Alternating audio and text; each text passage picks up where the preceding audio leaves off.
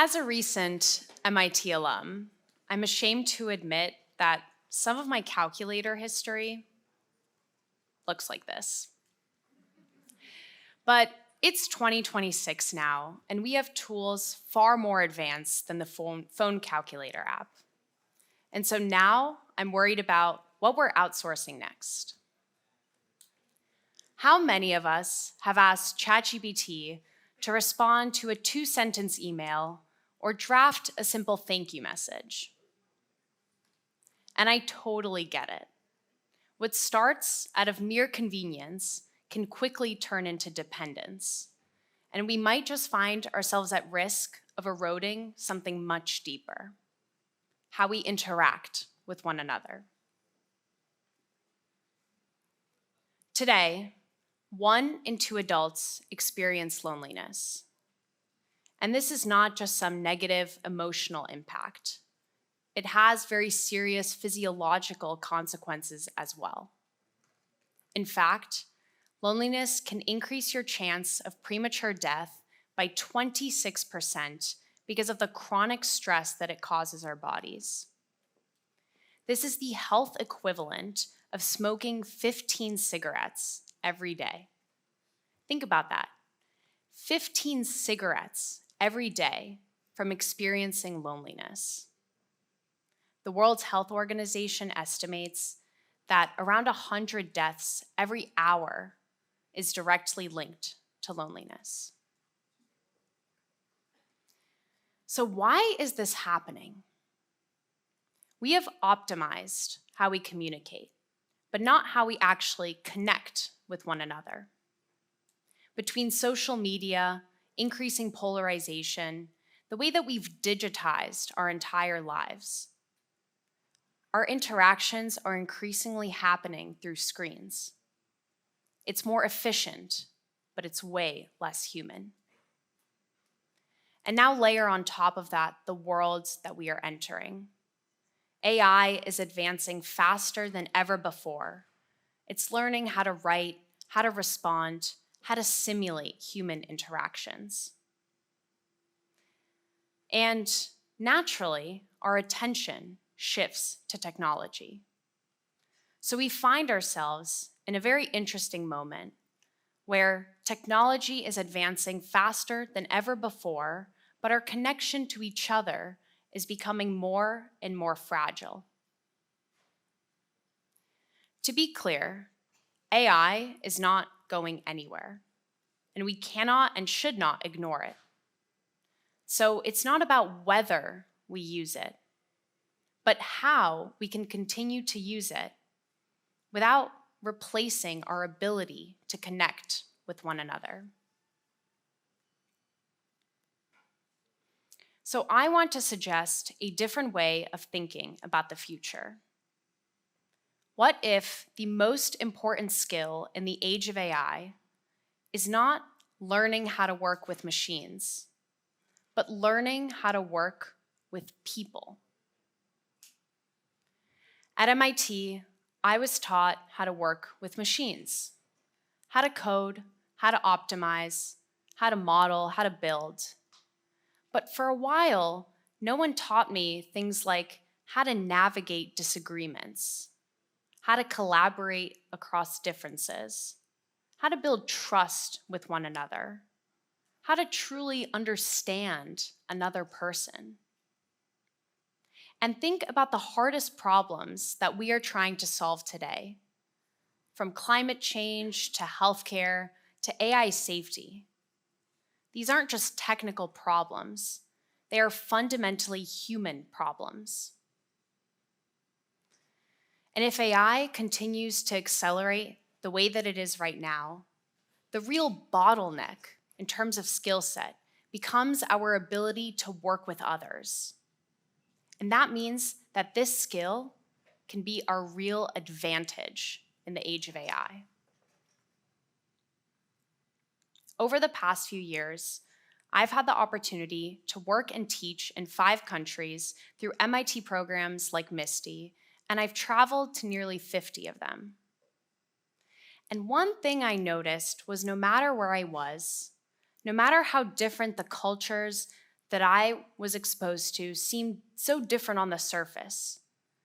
At the end of the day, there was this underlying universal language of being human that existed everywhere I went.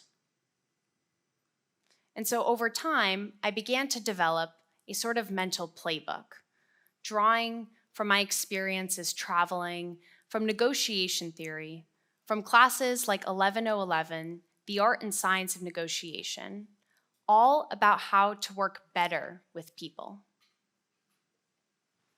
Connection is a skill, and like any other skill, if we don't practice it, it will fade.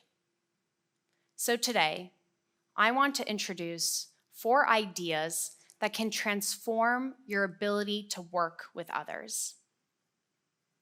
First, seek understanding, not just agreement.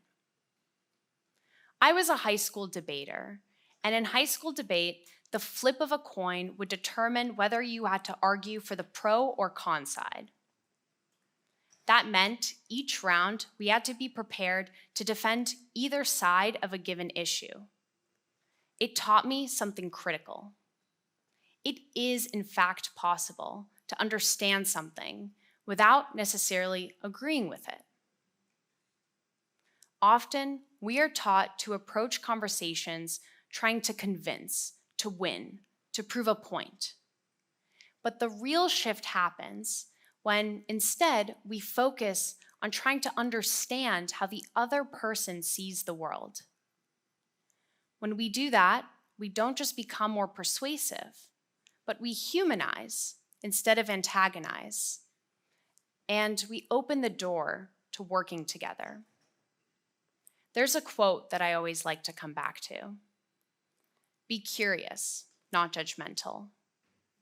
It's a reminder that curiosity and understanding is what truly builds connection between people. And the thing is, AI can actually help you with this. Next time you disagree with someone, try asking ChatGPT to explain their perspective. You might just be surprised how quickly it forces you to step outside of your own. AI shouldn't be replacing our conversations by any means, but it can be a very useful tool to help us prepare better for them. Second, expand the pie. Recently, I was bartering over a Turkish coffee pot, and the vendor and I were going back and forth on the price. We were stuck and we just could not agree. It wasn't until I paused, took a step back, and thought maybe there's something beyond price that we can talk about. So I thought to make him an offer. If he accepted at my price, then I would go and encourage my friend to purchase from his store as well. And the thing is, there were so many vendors at this bazaar that this actually mattered to him. His demeanor completely changed. He smiled, shook my hand, agreed to my price, and lo and behold, my friend ended up purchasing something from him as well. We are conditioned to approach negotiation as a zero-sum game. If I win, you lose, and vice versa. But what if instead of asking, how can I win, we instead ask, how can we work together to create more value so that we can both win? In other words, how do we expand the pie so that we can all eat more pie? And who doesn't like pie? And so, when we are able to expand the pie and work together and shift our mindset from competition and instead to collaboration, we unlock the potential for much bigger breakthroughs. Third, diversify your circles. I'm Russian Jewish, and my best friend growing up is Lebanese. And we spend just as much time arguing over the intricacies of Middle Eastern politics as we do about the true origins of hummus. But that difference is exactly the point. Last year, I was working on a project in Ghana where we were building a mill for a women's collective. Our team was a mix of engineers and more business-oriented people. But that difference was our key advantage. The technical people were able to make sure that the solution actually worked, and the business-oriented people made sure that the solution was applicable for the people it was actually intended for. The team's diversity, in the end, is what made our solution that much more successful. There's a saying, show me your friends and I can show you your future. That's because the people who we surround ourselves with, they shape what we think, our beliefs, how we view the world. If we surround ourselves with people who all think the same, our world becomes smaller. But if we actively seek out people with different experiences, different perspectives, different backgrounds, our world expands with that, and so does our ability to work with others. 4, show that you care. I will never forget when my team at work took time out of their busy day to come to a hackathon presentation of mine. It meant the world to me that they were willing to go out of their way and support me.